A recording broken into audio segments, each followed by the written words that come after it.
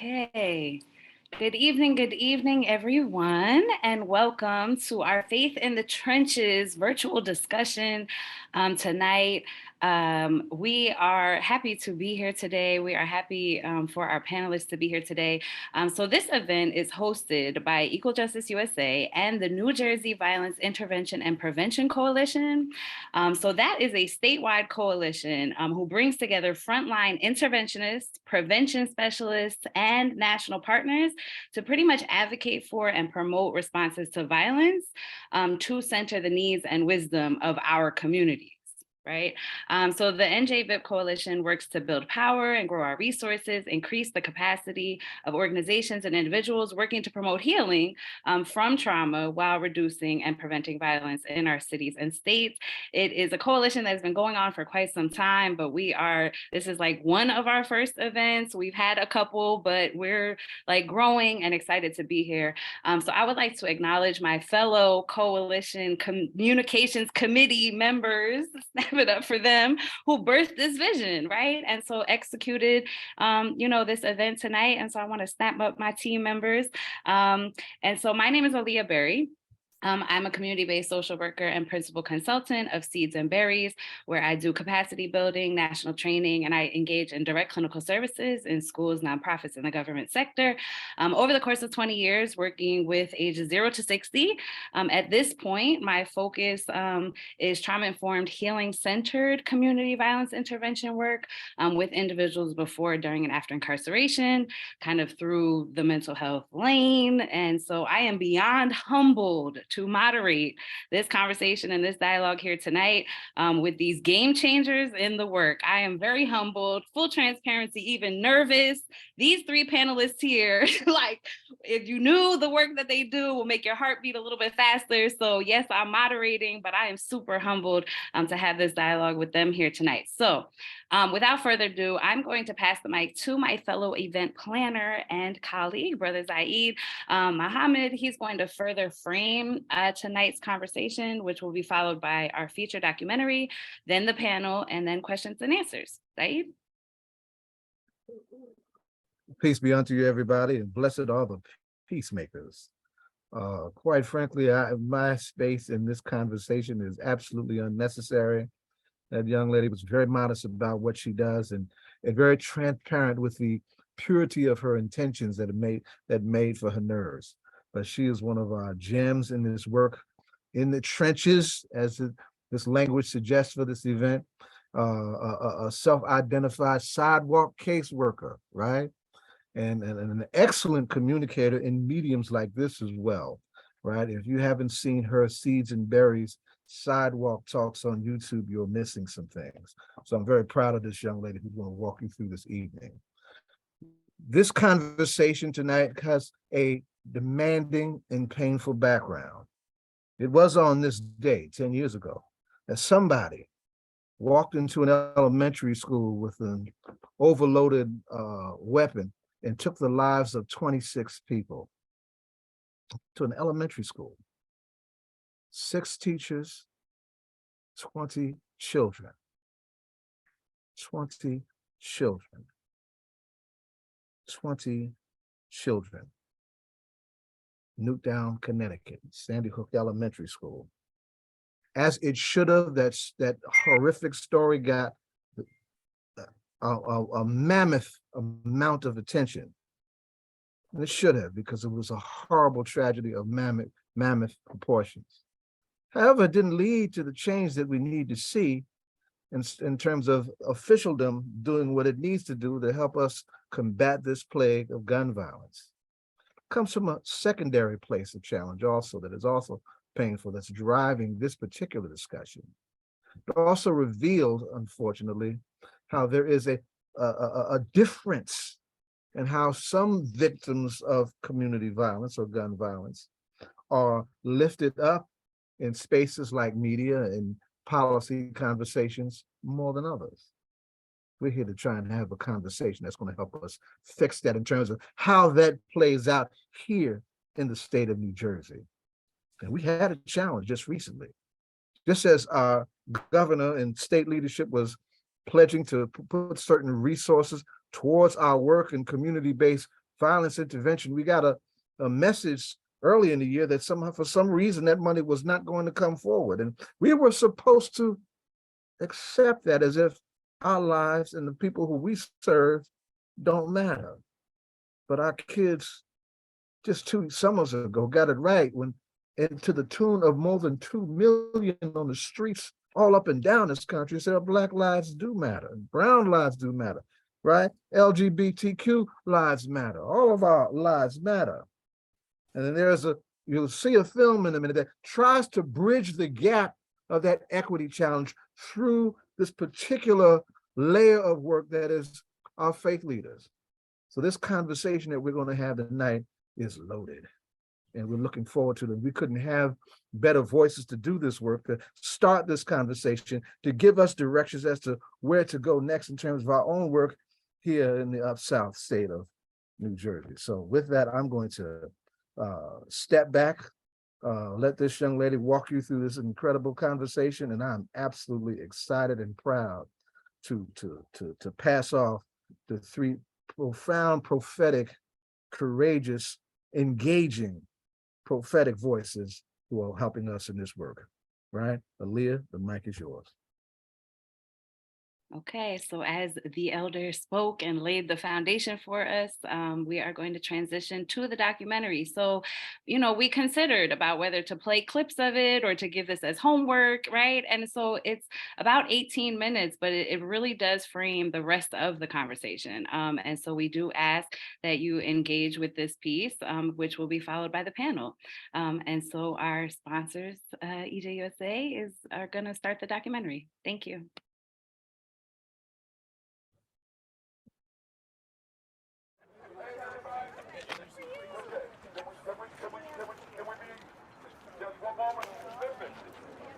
And we need somebody to carry the quilt. Can anybody grab the quilt? You'll get it. Okay. Why don't we just come down this way? Everybody. Because when the guards start, we're going to... That's your son? Yeah, that's my son. Handsome guy. How old was he? Thank you. He was 23. He was young.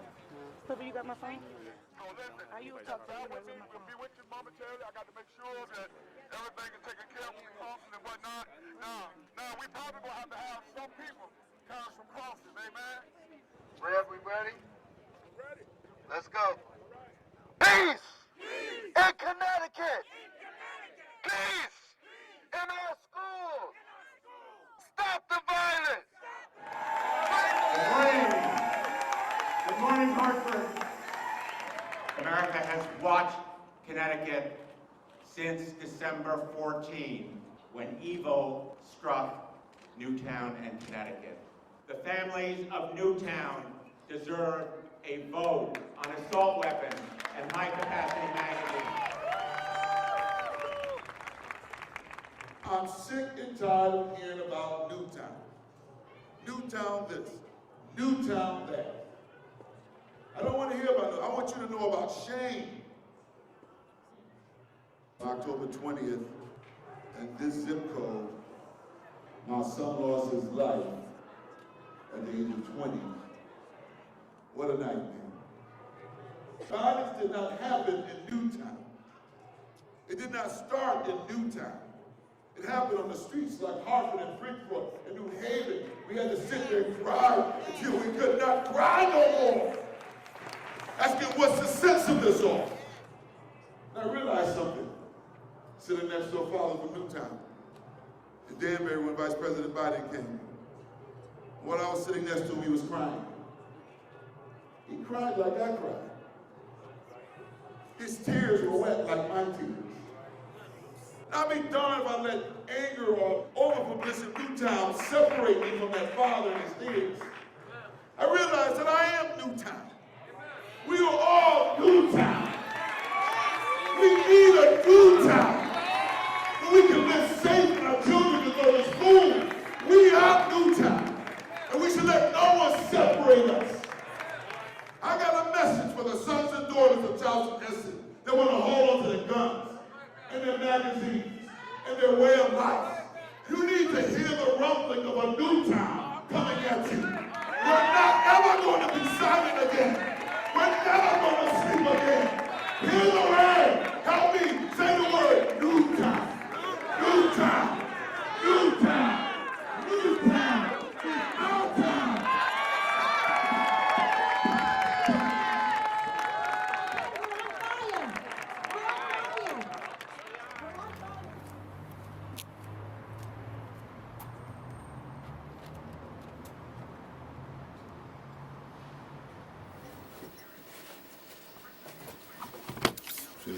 work for a small church, can't afford to pay you full time. You get a job. Shane, his mother, Janet, and I, we met Vice President Biden in February when he came to Danbury in a room full of suburban parents who lost their children and was invited in. The Sandy Hook parents were invited in. And then we were broken into separate rooms, never to bring us back together. We waited for 4 hours while he met with the Sandy Hook parents, and then he finally came in. We told Vice President Biden that there was a lot of pain and frustration in this room. And he sat back in his chair and said, I wondered when that was going to come out. I appreciate you saying that because I expected it. Because if it wasn't for Newtown, you're right, we wouldn't be talking about it. And yes, you are a footnote, an appendage of a larger conversation. But while the conversation is being had, we as urban community got to organize ourselves and get something out of it as well.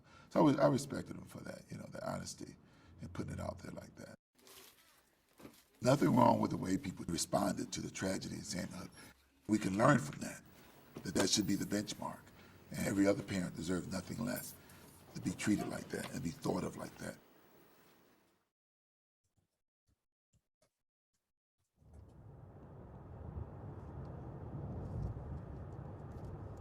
Connecticut's governor has signed into law some of the nation's tightest gun restrictions just 4 months after the tragic school shooting in Newtown. Yeah, so they did sign it? They passed it?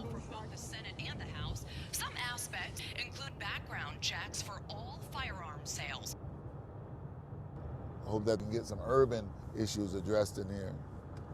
Already I think it was 4 people shot in our neighborhood in less than 2 weeks or so. In one neighborhood. That's crazy. Poorest neighborhood in zip code and neighborhood in the state.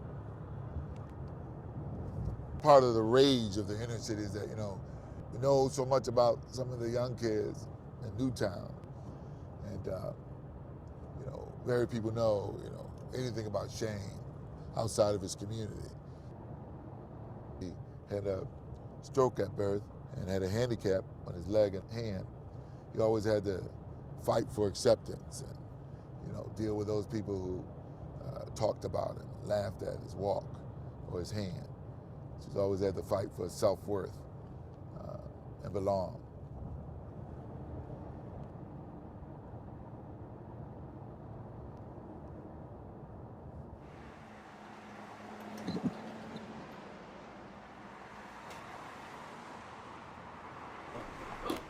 How you doing? Nice to see you. How you doing? How you doing? Hey, good to see you again. Hey, how you doing, man? So welcome to Newtown. Yeah, my first time here. Your son was murdered before Newtown. In October. October last year. Yeah. And now, what were the circumstances? It was like like he was just in the wrong place at the wrong time? Yeah, somebody was in the wrong place at the wrong time. I don't know about you guys, but before the events here in Newtown, I don't think I had ever met a parent or anyone else who lost a loved one from gun violence. And I think people, when they hear about gun violence in the inner city, they think, oh, those are just gangbangers shooting each other, and they don't feel too, it's hard to find a soft spot in your heart for criminals shooting each other. But what they don't realize is so many innocent people that are just, It's the unfortunate reality of we've been asleep. This has awakened us. And as you said, Hartford, we are all Newtown. We're losing just too many of our children, too many of our loved ones. And it's just enough. We have stories in our urban centers that are so important here that nobody's hearing them. And I heard them in passing before Newtown, but did I really want to hear them? Probably not. I probably didn't have that passion for that. And now I do. I want the stories of mothers and fathers who've lost loved ones to be told. I want America to have to look at itself and say, what are we doing as a nation within all of our communities that we're allowing this to continue to happen?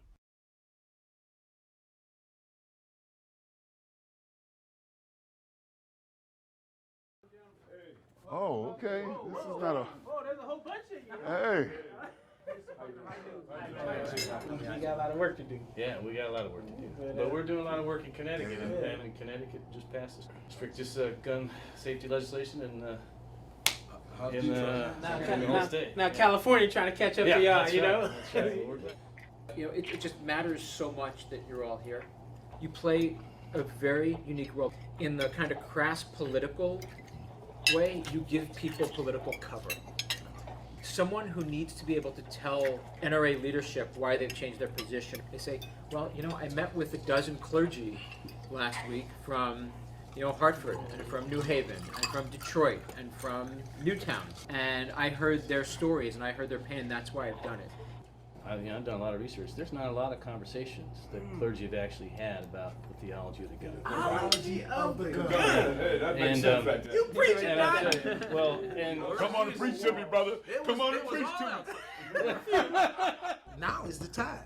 I mean, it's time for us to stop talking about it and start being about it. So we can have this dialogue around the table, but only until we go back and galvanize the clergy and collaboratively work together. So I like this idea though about trying to have a common lead-in phrase, something that rolls off your tongue. Exactly. We're all that sounds good though. We're all Newtown. It's true. We're all Newtown.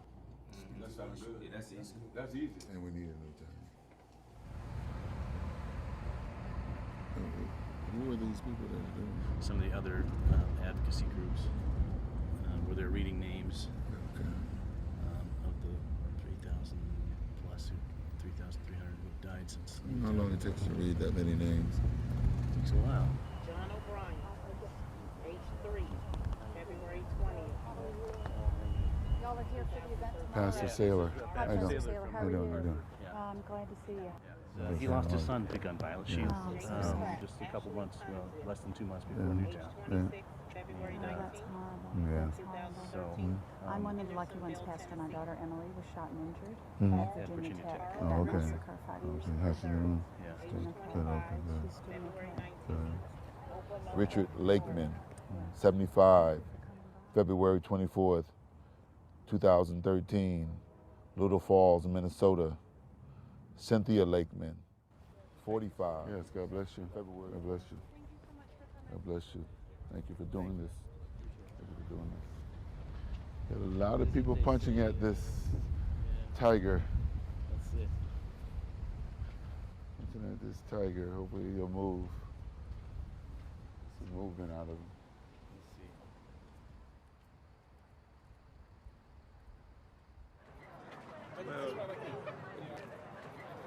Don't let your babies play with guns. Please, Amen. God bless amen. No guns allowed. Don't let your babies play with guns. Don't let your babies play with guns. Don't let your babies play with guns. Get in a little tight. So this is symbolic of what we do, huh? Symbolic of a hope for a national movement. Yeah. That never should be broken, yes? Absolutely, That's right. I agree. That's right. Promise? I agree. I agree. I need that. Never be broken. Pastor Michael McBride, Oakland, California. We are all Newtown. Pastor Albert Shaw from New Haven, Connecticut. We're all Newtown. Rabbi Menachem Creditor from Berkeley, California. We are all Newtown.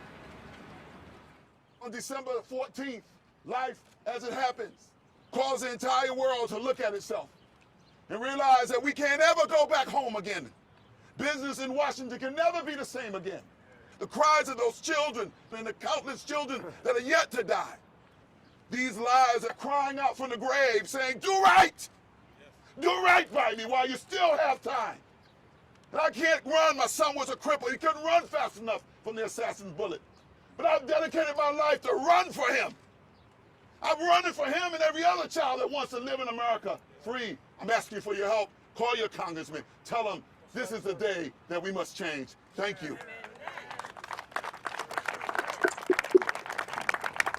Our children cry out, Rabbi Charles Boyer.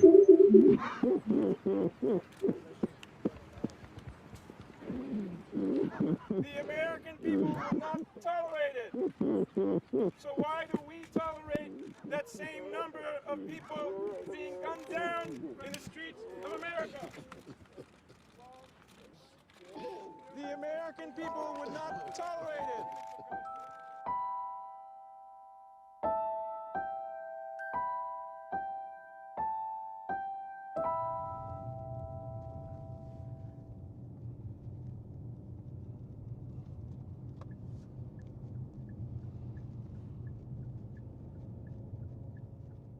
Did we beat you here, Reverend Krabby?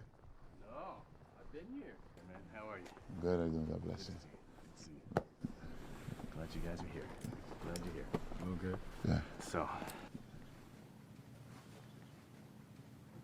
I feel like it's gloom, man, because tears are being shed today, man.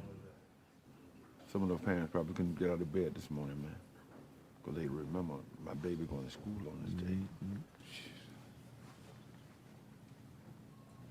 You know, what was the last thing that Shane said to you? I wanted to ask you that. Can you remember? You know, right. I just remember the word right. I had given him an ultimatum. Do something. And he said right. That's the last thing I heard. Right. So I was giving him tough love.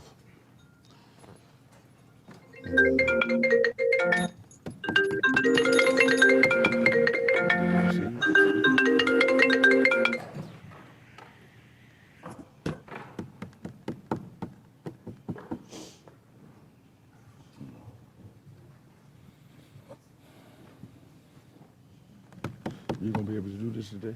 Yeah, I'm good. Good. I'm good. All right. You know, I'm not too far away. You know that.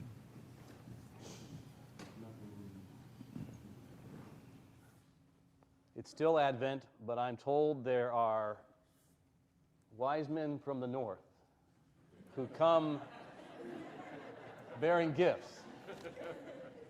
When we thought that no one understood us, our pain, and we did not get the light that was shined on this tragedy, a voice from Newtown came to Hartford and to us in our ministry and said, we're brothers. And I knew that we were brothers ever since. Before December 14th of last year, I didn't have the friendship or the partnership with people that was in the suburban community. But you know, out of your darkness came light.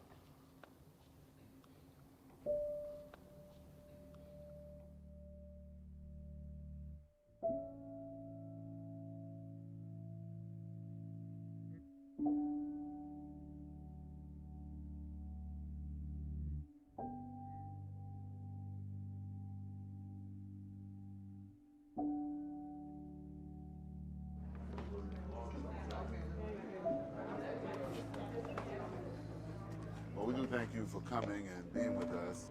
I think the message is you should appreciate every moment that you have with someone. You should say, I love you whenever you can.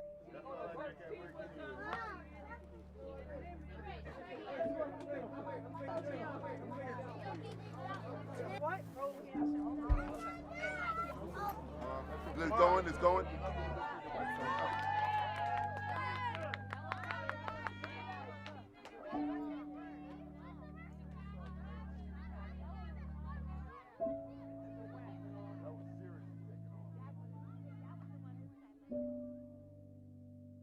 Ma'am, can we ask you a question? Sure. We'll get We're you know who Reverend Brown is? You probably seen him at the vigils, right? How you doing? Nice to meet you too. How you doing? You live in this community? I do. I live right on Barber Street. Do you walk out at night in this neighborhood? Not anymore. No, not anymore. Not anymore. It used to be a place we could walk at night. Yes. We're trying to remain faithful in what we do. And so we're gearing up to try and get ready for another run at trying to affect those leaders in Washington. For some reason, they're impervious to righteous messages. Unless they affect them or come with some kind of campaign dollars, they don't hear them. Since then, I've been developing programs, Kids Without Guns, you know, doing this National Day of Surrender and going to all these other meetings, trying to, you know, feel as though I need to put more into it, because if I put more into it back then, maybe maybe life would be different today for Shane and us. Gentlemen, Come on over. we're taking a survey about your concerns about this neighborhood and the crime. Do you have any ideas you can share with us? We don't have enough police presence. Don't lie to me and say you don't, because you do. Come on and share with us.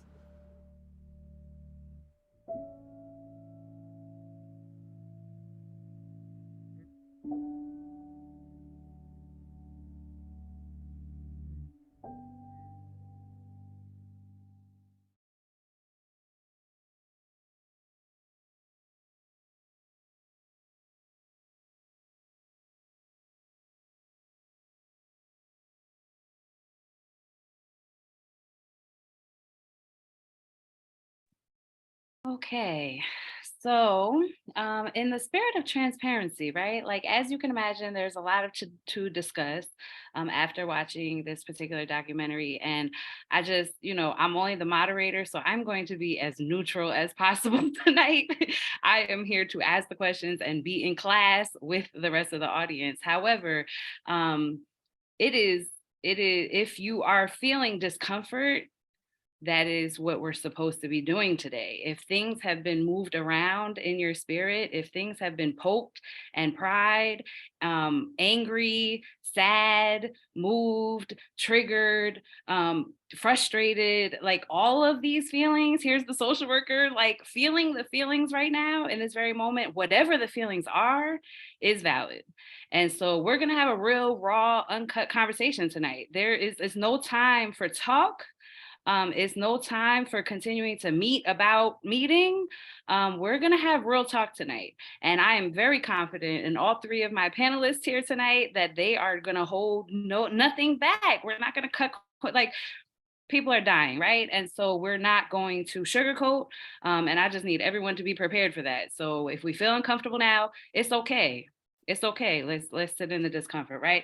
Because at the end of the day, the panelists are going to offer their insight about how to prevent tragedies like happened in Newtown, but also really focusing on our communities here and moving forward in what we're experiencing here, right? So I want to first introduce the three panelists, and just so that you understand what it is that their lens and their work, so that you do understand how, where they're coming from when they do contribute today. So I'm going to start with my good community brother, Reverend Toby Sanders. So Reverend Sanders is the founding pastor of Beloved Community, which is a congregation and institution focused on creative, communal, 21st century solutions to the challenges our communities face in education, economics, and leadership development of Trenton and Greater Mercer County of New Jersey.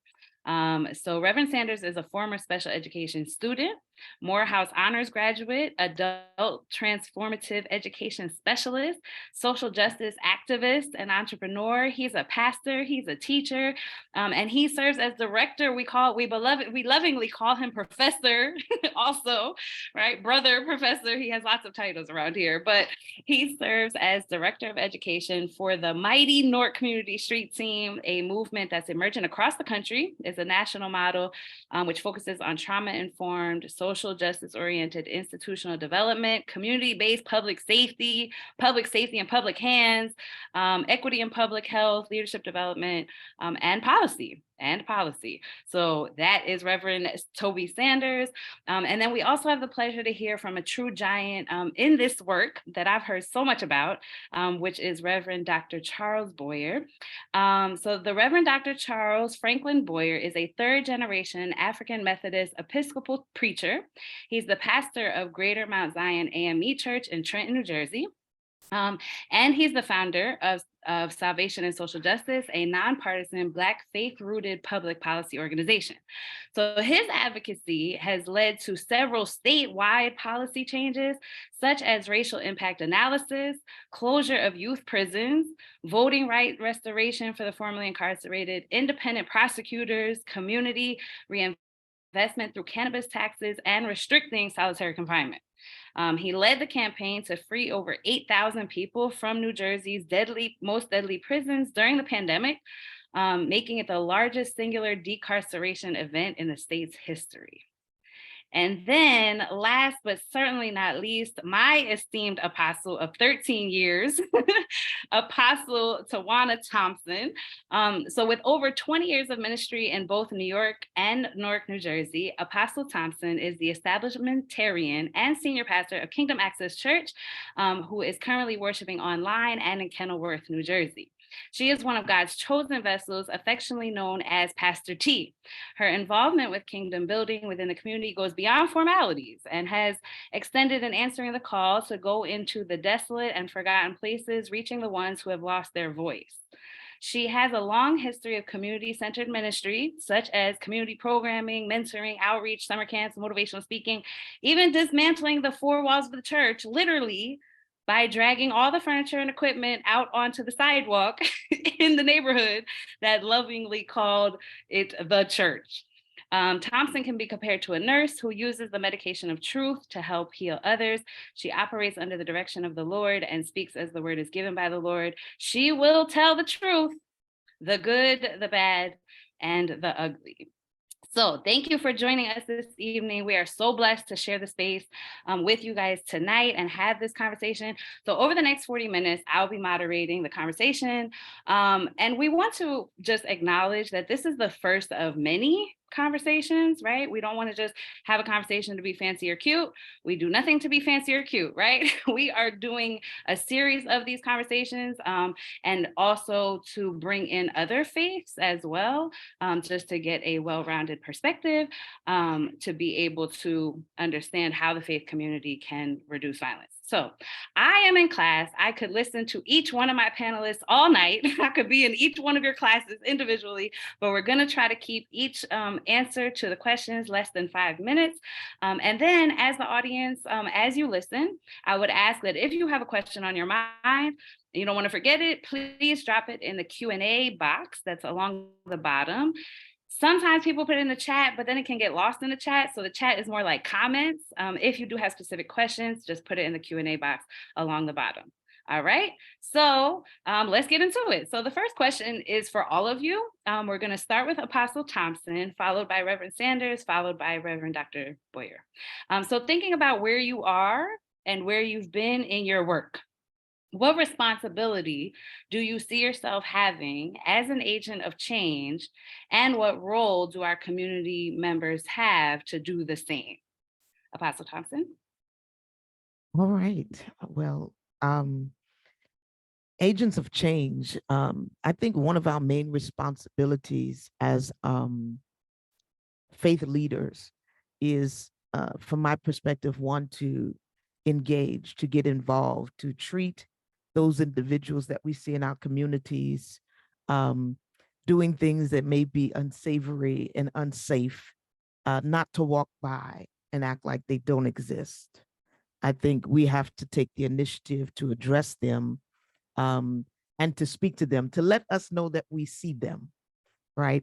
And one of the things that being on Clinton Place between Lyons and Nye for quite a few years, one of the things that we made a conscious effort to do was to build relationship with those who were in our communities, standing on the corners and walking down the streets and all of those things. So we made our presence known by building relationships.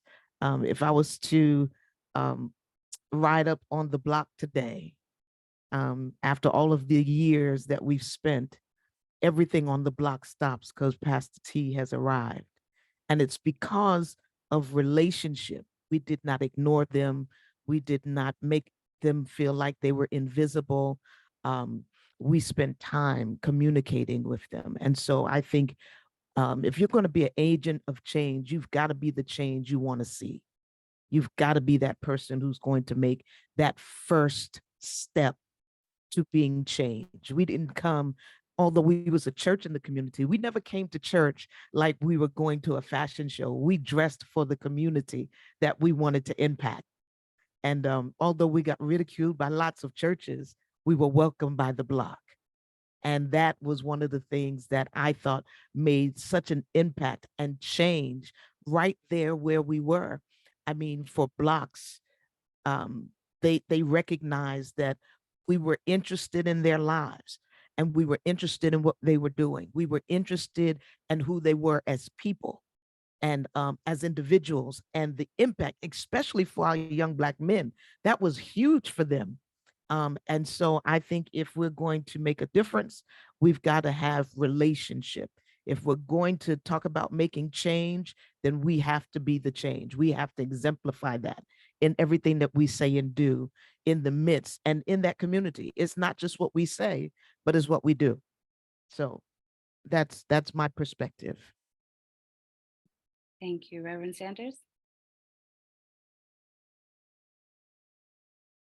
You're on mute, brother.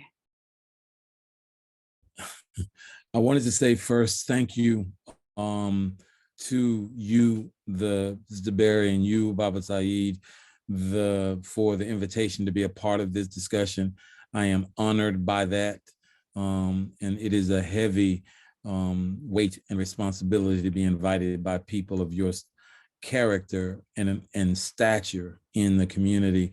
My friends at Equal Justice USA have been doing some of the most profound work in this state, which means in this nation, because I believe the Newark area leads the nation in transformative, movement-oriented kind of work. It's one of the leading cities, but it's because of individuals and people like you. I'm also honored to be associated with people like Apostle Thompson and Reverend Dr. Boyer, whose work I have admired and benefited from over the last decade or so at least. I will simply echo the sentiments of the Apostle, who challenges us to, have our feet meet our lips. That is, have our actions line up with our thought and intentions, and not just talk it, but walk it. That is a mantra for my life. It is what I do, and I will let my work and my commitment to everyday, ordinary, incredible folks speak for itself. But I believe that sentiment, to not just talk, but to do, in relationships, it really defines the better part of my resume over the last few years, and what I hope to be doing for the rest of my life in some way that is useful to the community. And again, thank you for the invitation to be a part of this discussion. And I look forward to engaging with the community and you and my colleagues. Thank you. Reverend Dr. Boyer. Yeah, thank you. I just echo all of the appreciation, and it's certainly a great privilege to be on with Apostle Thompson and my good friend, Pastor Sanders, who's just been such an inspiration and a light. I'm so privileged to now even be able to serve in the same city and in the same area. I'll just simply say, and I really echo everything that was stated. And I think that's across the board for all of us. How does the word become flesh in our context is the critical piece. Particularly for me, I find a massive amount of a sense of responsibility coming from the traditional kind of institutional Black church framework where the Black church emerges, specifically African Methodism, in a context where we had to have our own, we had to do for ourselves, we had to build our own institutions and our own solutions. And the church in so many ways has gotten away from that. Not totally, I'm not making a super blanket statement, because certainly there's plenty of folks that have kept the tradition of Black liberation alive within the Black church. But when you ask most folks on the ground, they don't even know that we're there in that respect, particularly dealing with the most tense and some of the deepest issues in our community. So I think it's our responsibility to be at the same tables in our context that Jesus was in his context. And therefore it's imperative for us to build institutions, to build mechanisms, solutions of transformation that liberate Black people, and that those are instituted by Black people. And I see my responsibility, particularly as someone who's had some background in organizational development and all those pieces, to bring all those pieces together in order to bring life and liberation to our people on the ground. Absolutely. So then, I mean, just building off the concept of collective efficacy, right? Like we are all we got and we are enough. Full stop, period. And then to all three of your points, right? Like when we are trying to support our community, and I feel like you don't like me, right? Judgment, if folks can see in your eyes how you feel about them, right? And so if I feel that you're judging me, or what I do, or how I look, or how I smell, or what clothes I'm wearing or not wearing, like whatever the case may be, if I don't feel that you even like me, then what you have to offer in regards to support won't go well, right? And so to strengthen collective efficacy, using all three of what you said, is important. The relationship building, you have to like folks to build relationship with them. Like folks. Okay, Yes. so thank you for these thoughtful responses. The next question is for you, Reverend Sanders, right? So all three of you bring a dynamic lens that I think complement each other so well. So through your activist and systems lens, the interrupter, dismantler, shake stuff, Reverend Sanders, right? What was your reaction to this documentary? What was your reaction to the documentary? Thank you. That's a good question to start for me with. I am encouraged and challenged by the documentary, like I am with this, what Maya Angelou calls yet to be United States.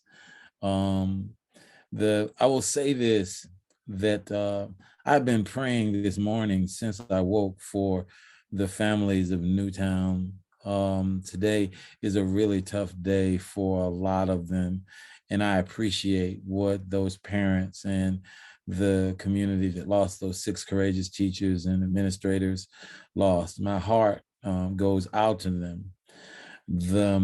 But at the same time, I have a critical lens on the difference between people's attention to the death and the value of white lives versus their inability to empathize or pay attention to the death and suffering in Black lives. And I see that as the heart of what that documentary was about. And I don't think that we're going to get very far towards solutions until we address the violence, both structural and systemic and literal, aimed at Black bodies, driven by anti-Black sentiment in particular. And I think that the sort of ahistorical perspective on gun violence and every other form of violence that a lot of the media promulgates, a lot of the scholarship, if you want to call it that, proposes, and even the outrage in Congress when white babies die, white children die, white women die, is a part of the real problem in our society. And until we address those things systematically, which I commend Reverend Boyer's policy work on, and the apostles on the ground work with battered and bruised women and children. That's what I think that the documentary about, and that's really what I think this discussion is about. That Black lives actually have to matter, and we have to appreciate what Black suffering has contributed to the betterment of this society and work to change how much suffering there is in Black communities particularly. Because I think everybody benefits when the original sin of this nation is addressed. And I'll just leave it at that. I'm sure we'll be able to come back in an even more substantial way. Thank you.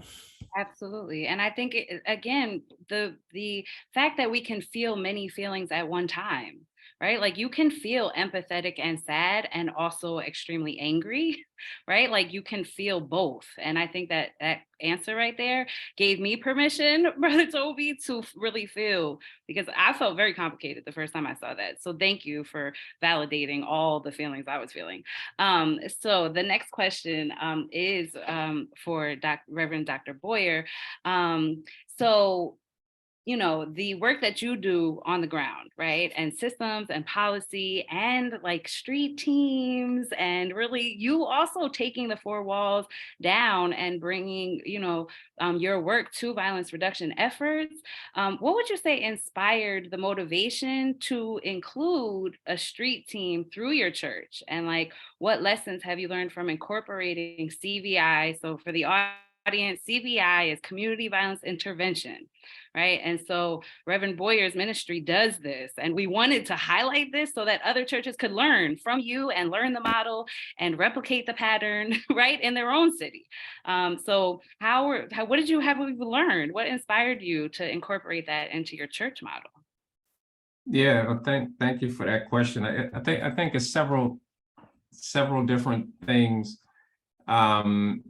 One, when I was younger, before Pastor and myself and my wife and I were under actually my father's supervision in Patterson. My father, long time, he's pastor up there, and worked with Moms Demand Action and was part of the entire gun violence and peacemaking work up there. And doing a lot of gun buybacks, and because of the gun violence issues there, that was the passion for his ministry. And to some extent at that point, right, I was not only young and arrogant, and I think in some ways, but just I was more focused on the policy pieces. We wouldn't be killing each other if we weren't starving, if we weren't desperate, right? And so I was super hyper focused on all of that. But at the same time, growing older, one of the other pieces was folks like Equal Justice and North Community Street Team, prior to any of this, having really learning, admiring the trauma-informed care, the restorative justice work, studying really at the feet of what you all were doing on the ground, and incorporating all of that in the policy work was, as we work to do things like the restorative justice hub pilot programs, and then being sent to Trenton and the acute issues happening in Trenton on the ground too. There's a lot of issues happening in Trenton, but two acute issues. One being that Trenton is a birthing desert. So, and knowing the Black maternal health crisis. So that's something we needed to address on the ground. And then alongside that, at the same time, was the high gun violence. So we have this issue of death, this suppressing of life And if the church is supposed to be about life, it's supposed to be a counterbalance to death, and it's supposed to be hope, then we ought to be doing that work. And also the last piece that I would add, coming there and having some, even prior to getting there, having a lot of network in Trenton, right? We weren't strangers to the city coming in. When we got there and there started to be calls for this kind of work, we barely got the chance to change our organizational address before people on the ground were calling us and asking us if we would be putting a street team on the ground. So there was a literal cry from the community, and that a lot of that had to do with, to be very frank, with the fact that primarily white-led institutions were the ones that were being sought after by government agencies to fund, to deal with our stuff. And so to have a Black institution in town that can operationalize, there was a cry, a hope from the community that actually, public safety in Black areas would be put into Black hands. And so it was critically important for us to do that work, and then to make those hires, all Trenton residents, all formerly system involved folks, and the dollars and the resources that came in for it. Literally 90% of those dollars go back out into Trenton hands through salaries and through programmatic pieces. So we thank you for the blueprint, right? We thank you for the blueprint, and so I hope everyone is taking notes. I'm over here taking notes. I hope everyone's taking notes or watching the replay and taking notes. The thing that stood out to me that I just want to lift up is early in your journey, about the people around you were in a lane and you were in a different lane. Like, well, I was worried about the policy while my family was doing this other thing. And I want everyone watching this, either live or the replay, to know that there are many lanes in this work. And so if you hear a particular lane tonight and you're like, oh, well, I'm not like built like that, or I'm not a church leader, or what am I supposed to do, right? To be empowered to find your lane, whatever the lane is. And then that piece about learning from other organizations who are then in different lanes doing what they're doing, and you pairing up and learning from, so we are not in silos. And we're going to get to that tonight. Oh, yeah. Oh, yes. Because that is a huge thing that we struggle with. And so I appreciate that. Reverend Boyer is just about the lanes, and be empowered in whatever your lane is. And it doesn't have to look like mine. It doesn't have to look like anyone else's, but join one. Join a lane. Okay. Okay. So next question is to Apostle Thompson. So in the spirit of talking about lessons and what we've learned, and, and this silo piece, it is a good segue to your question, ma'am, right? Which is, from your perspective, where has the church at large fallen short in regards to serving and loving each other, both inside and outside of the four walls of the church, right? And to be clear, I just want to clarify this if anyone came late to the event, is that we are talking church today. However, it is the beginning of a series of conversations where there will be, multiple denominations and faith believers that will then also contribute. I just wanted to clarify that. So, Apostle Thompson, where has the church fallen short? Tell the truth, good, bad, or ugly. At this point, we need to have raw and uncut conversations. Oh, I like that. You know how I feel about raw and uncut.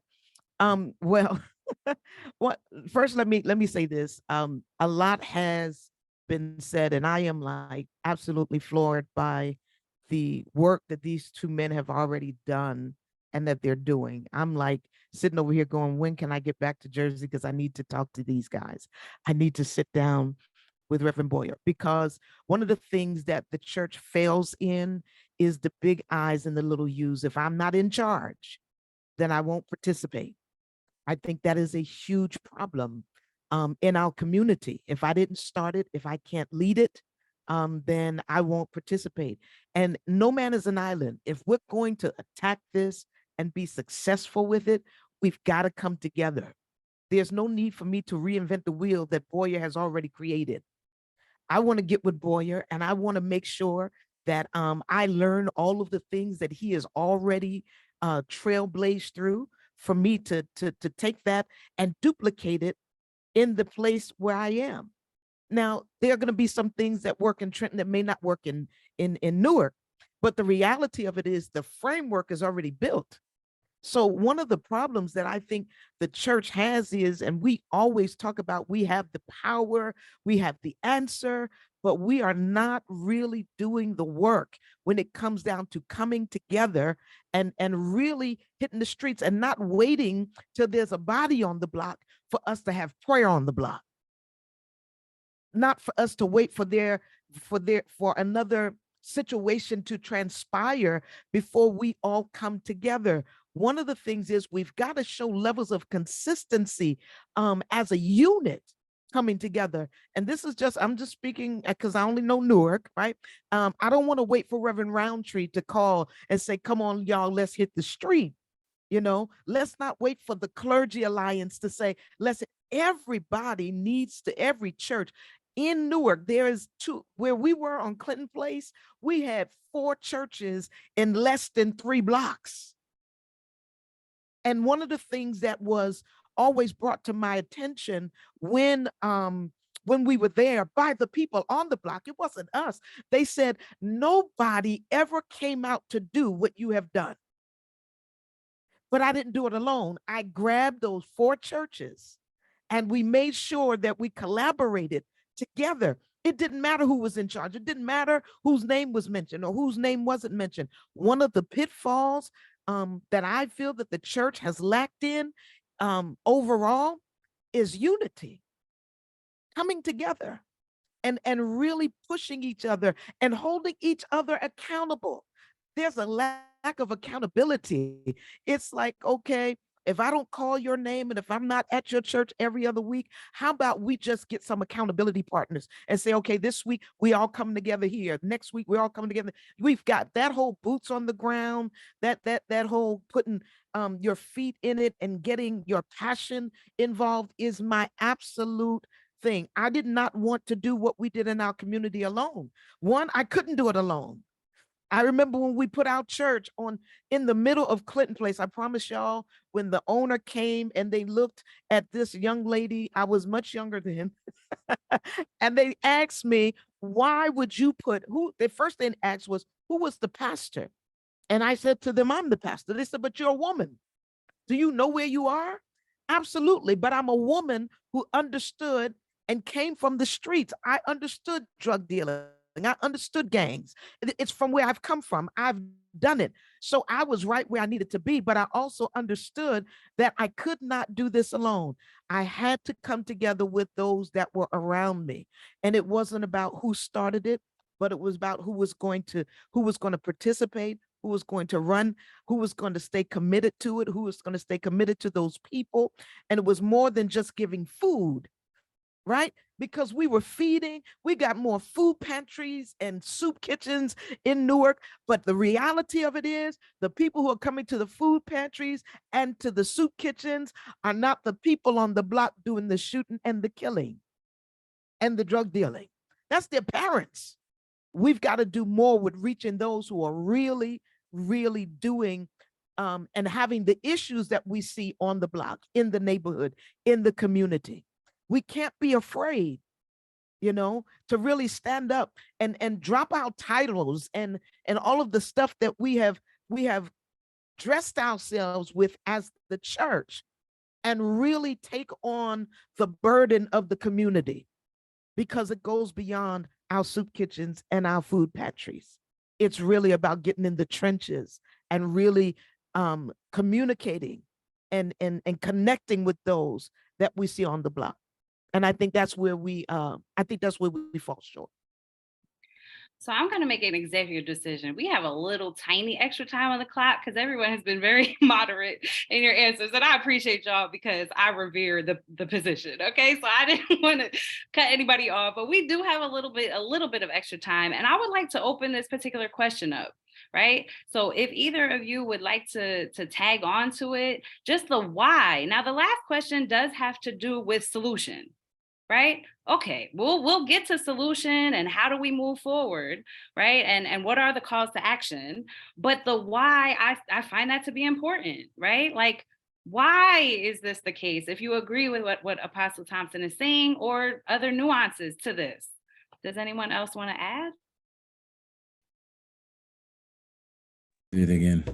Let me commend the apostle for her work and for the trailblazing nature of it, because one of the things that we have to admit from a religious standpoint, institutionally and organizationally, is that women have made up, since Christianity started, women has made up over 70 to 80% of the people. I'm talking about in Jesus' day, where it says in Luke that women took care of Jesus out of their resources, right? So the work that she's done has been in the face of discrimination against the women.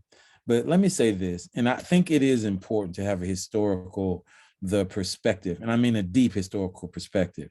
The word church itself is a blessing, but is also problematic. That the word church comes from the Greek word ecclesia. And what the ecclesia were those that were called out, but they were originally like the city councils in the Greek government. And so when the church started to get, when the movement that was started by Jesus started to get legitimate, it sought to call itself something that would attract the respect of other people, because they were basically riffraff. They were basically former slaves and people without a lot of power. And so some of them started to call themselves instead of calling themselves the Way, which was their original name, they appropriated the name the church.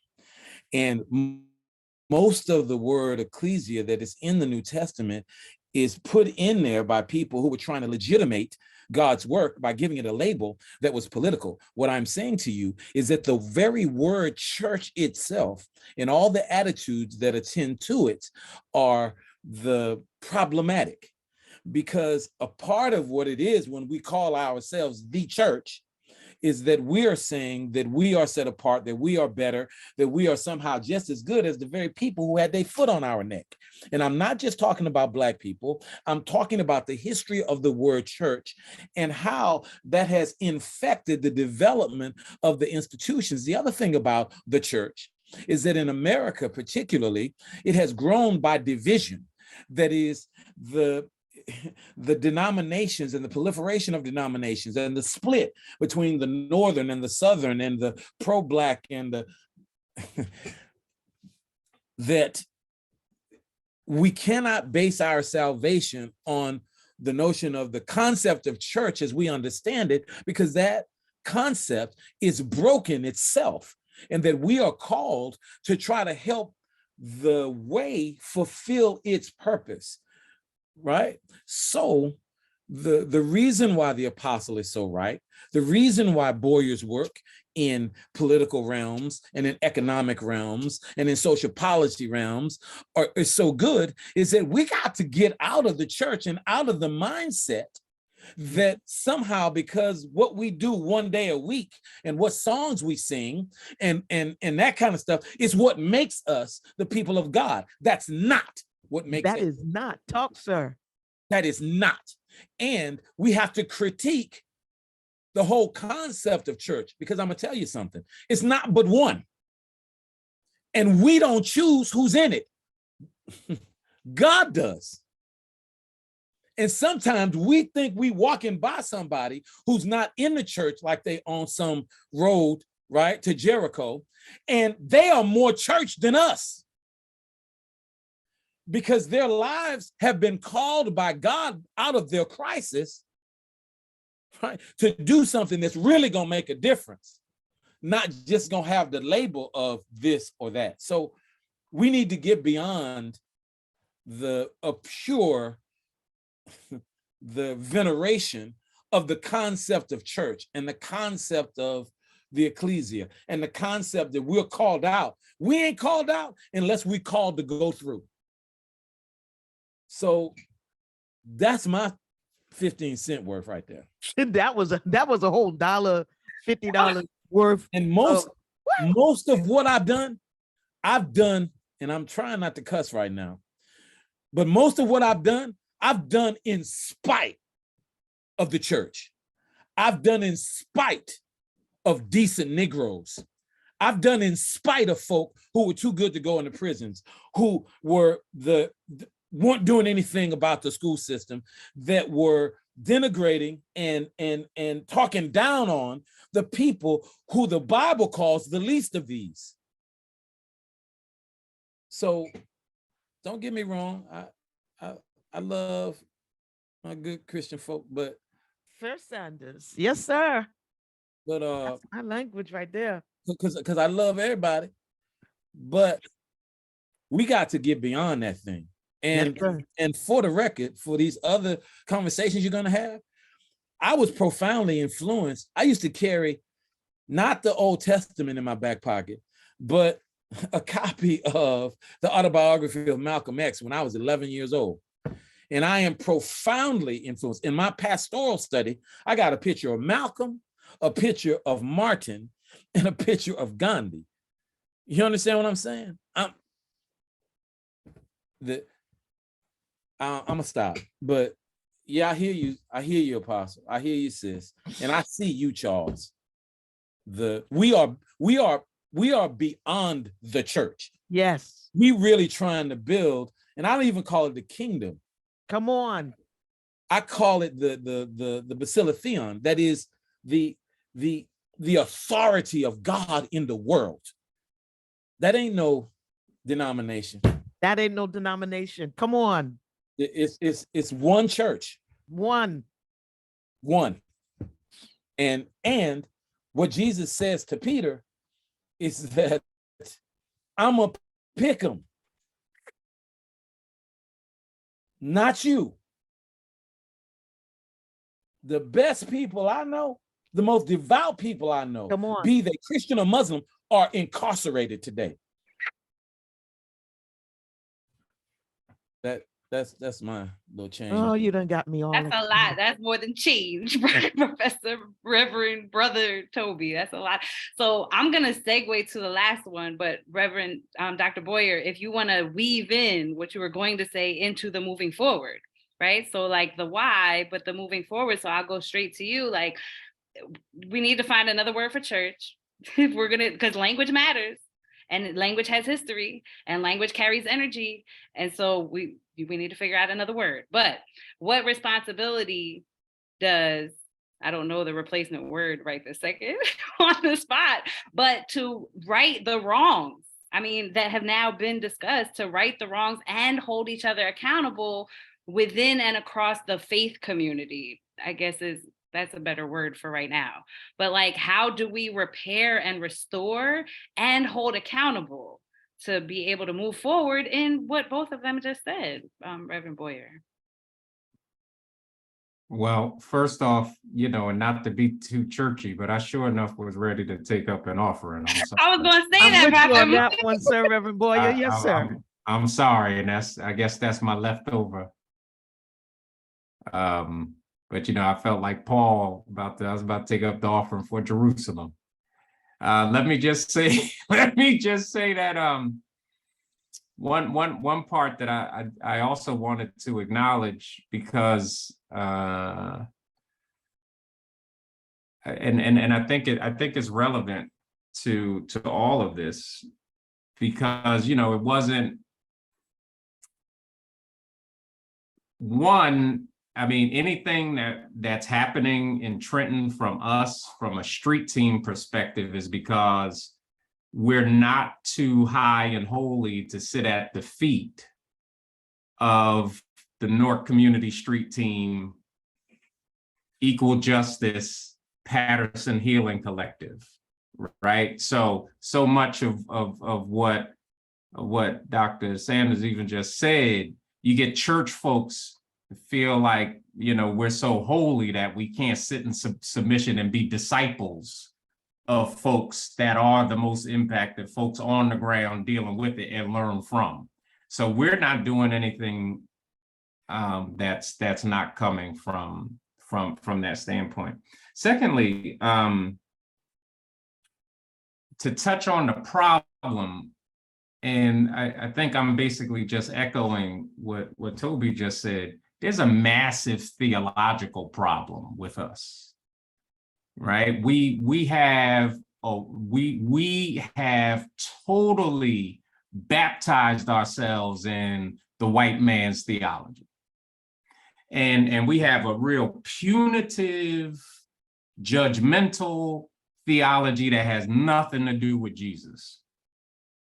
And because of that, we have separated ourselves, as Toby laid out masterfully. We've separated ourselves from people who are hurting. So we're not doing any of that Matthew 25, right? We're not serving anybody but ourselves, right? And just as Toby laid out, it's all about Sunday morning and nothing, absolutely nothing happening any of the other 6.8 days of the week.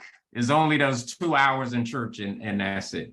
So with that, right, I'm always very passionate, right? There needs to be a total theological shifting because where we are has given us, and just to be clear, right, there's always been a theological divide. Some of us took the slave Bible that the white man gave us, and we just chewed it all up and never moved from it.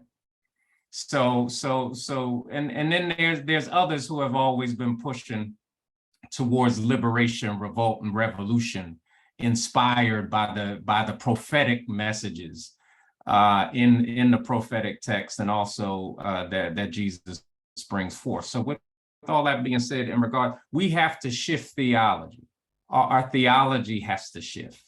We can't give more preeminence to the Apostle Paul than we give to Jesus. It just that just blows my mind. How we'll literally swim in slaves obey your masters, but totally ignore set the captives free.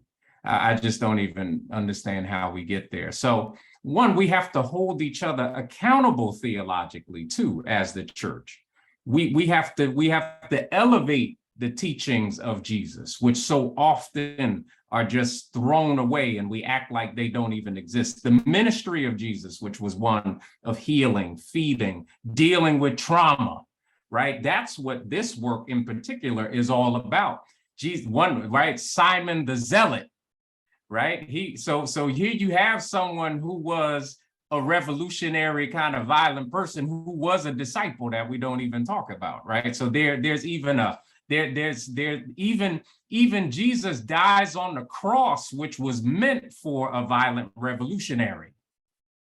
Now, how do we put ourselves in the place of folks who are suffering from the trauma of violence? How do we step in the same way the ministry of Jesus steps into the midst of violence and tumultuous situations and offer ourselves up as peacemakers?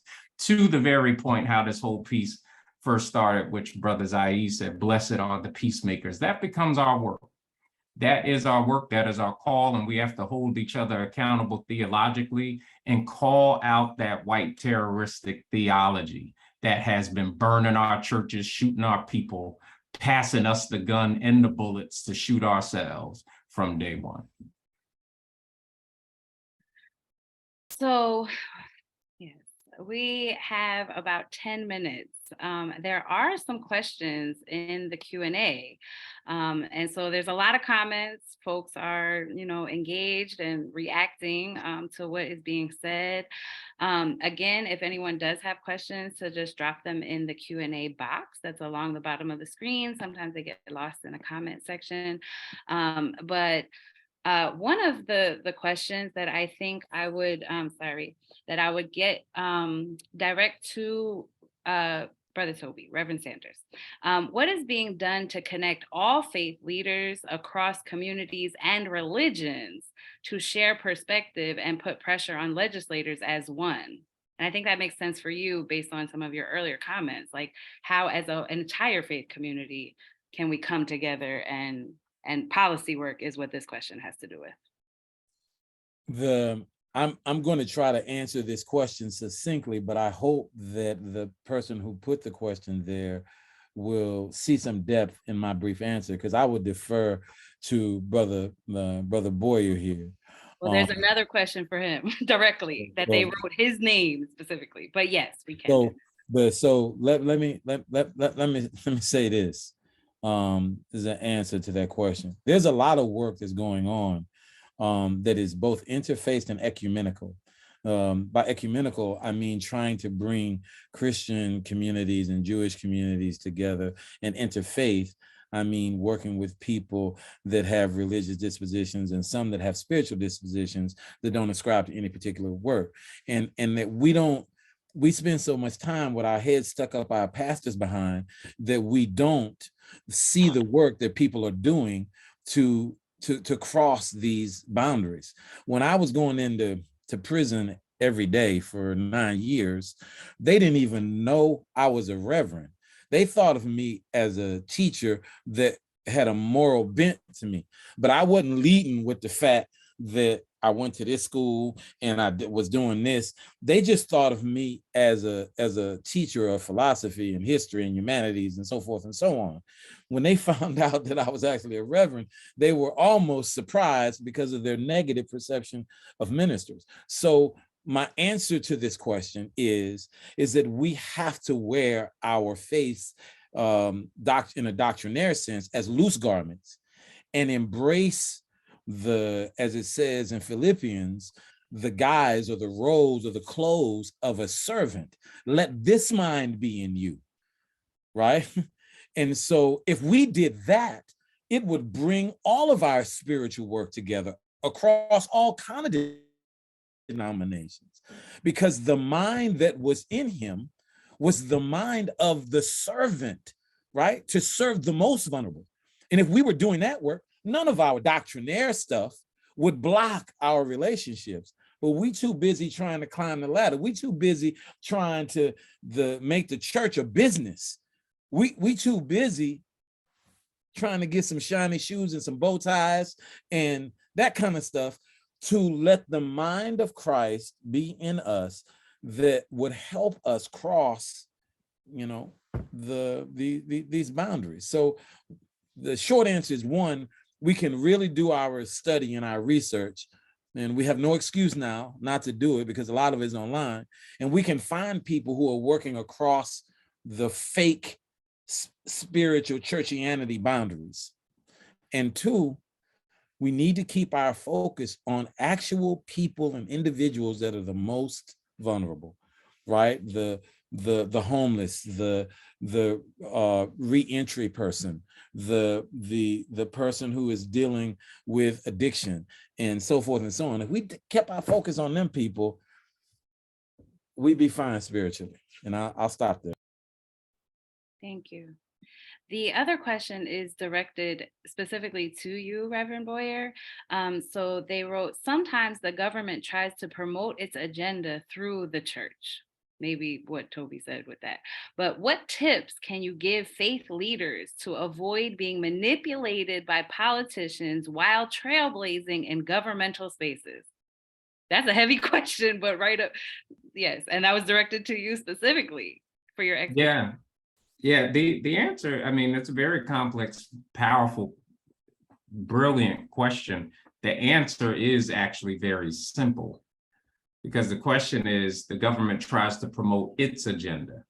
the problem, what we ought to do as you know, as the church, as faith leaders, and just Black people in general, we got a lot. We must stop allowing the government to set an agenda. We don't give a damn about their agenda. We ought to give them an agenda. And sometimes, you know, their agenda might line up with ours, but at the end of the day, if we're setting the agenda and we stay focused, then we don't allow them to come in and operate outside our agenda. And that is the piece. That's one of the reasons why we founded Salvation and Social Justice. We have a policy agenda. We have what is going forward, which is informed by people who have been impacted by structural racism and violence. And that informs our agenda. That is how we serve the least of these. We put forth our agenda to the government. We fight for that agenda. We fight for resources to do what the people need, because this is what they said. We fight for the policy.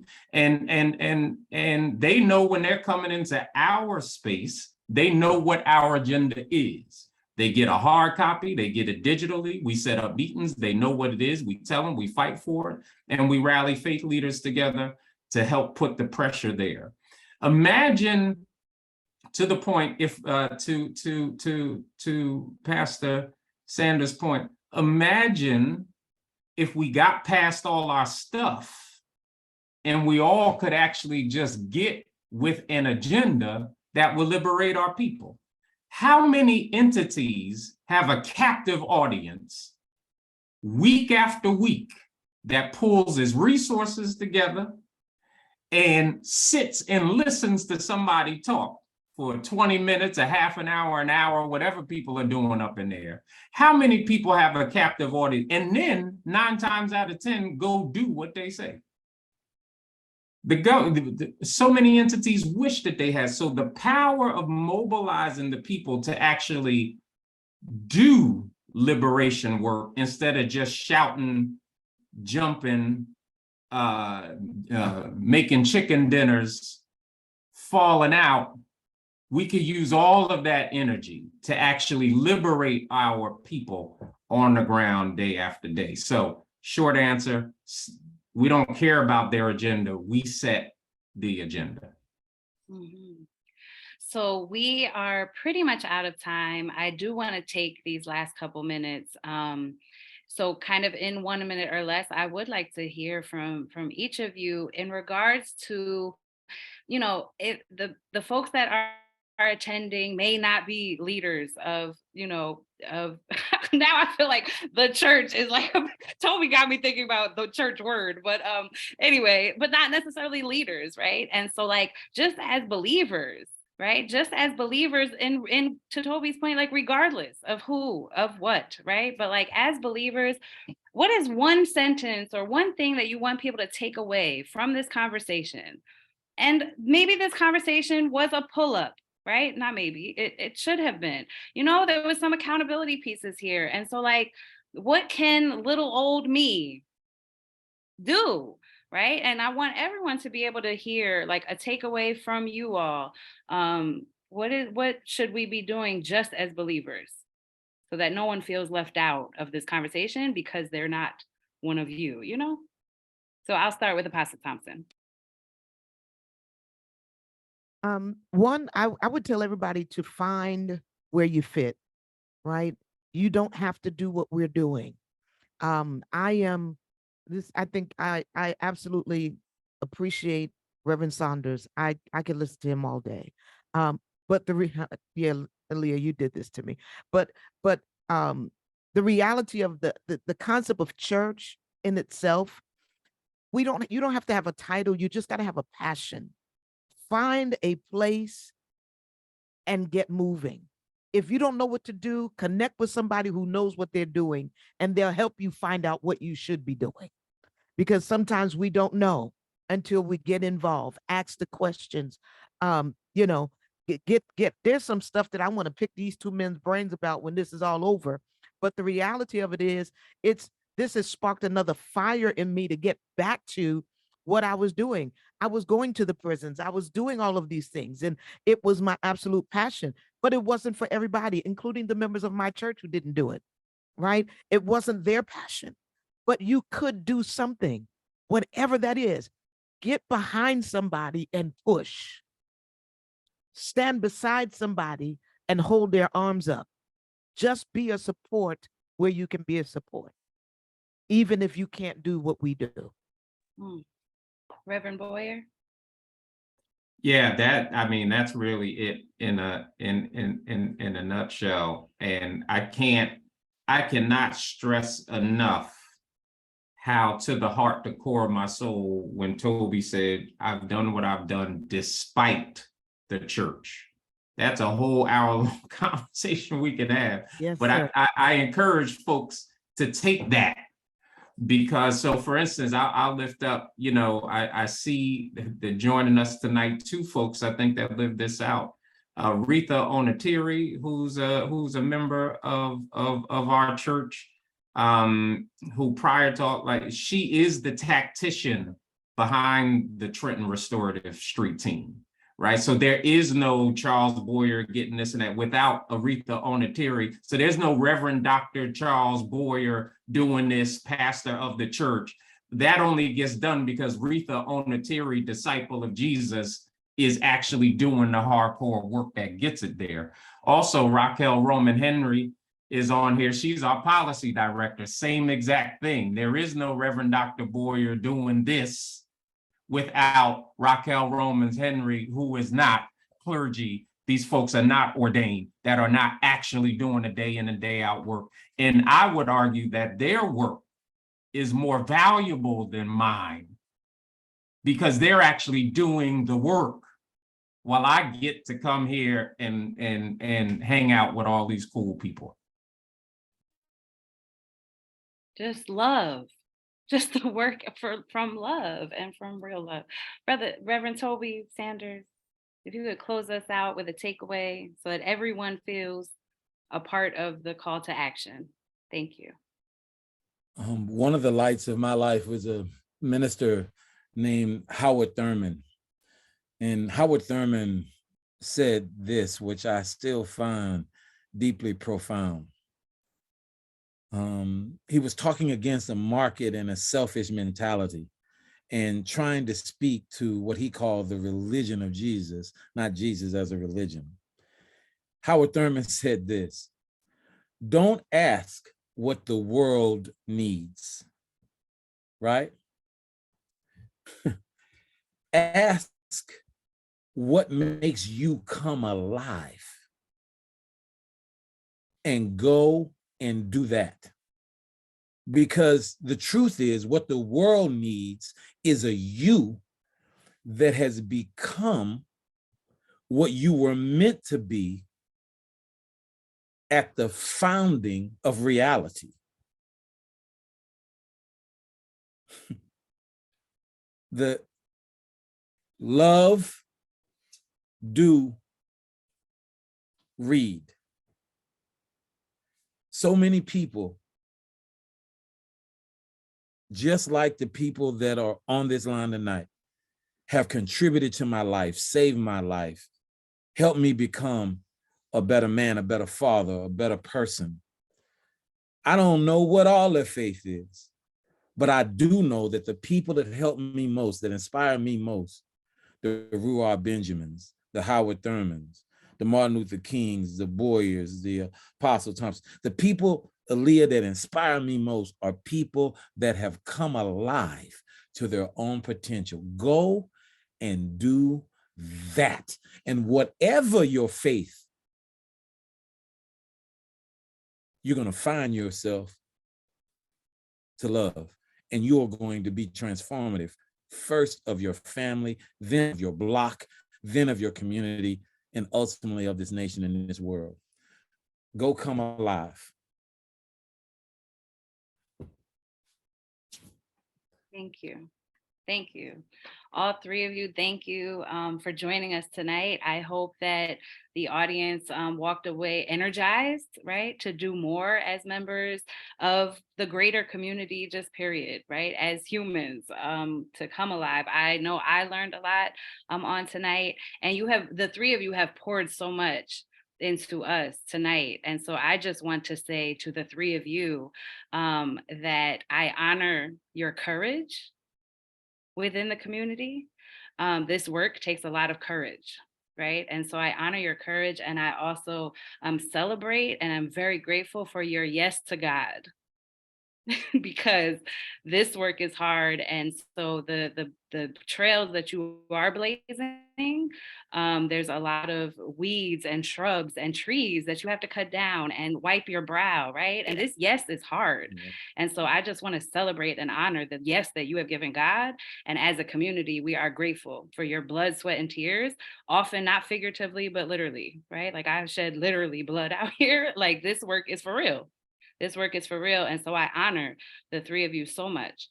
And so I'm grateful that you joined us today and that you spent this emotional and spiritual labor on this opportunity for dialogue. So thank you again. We will be circulating the recorded version so that it can get to people who may have missed tonight. Again, this was sponsored by Equal Justice USA and the New Jersey Violence Intervention and Prevention Coalition.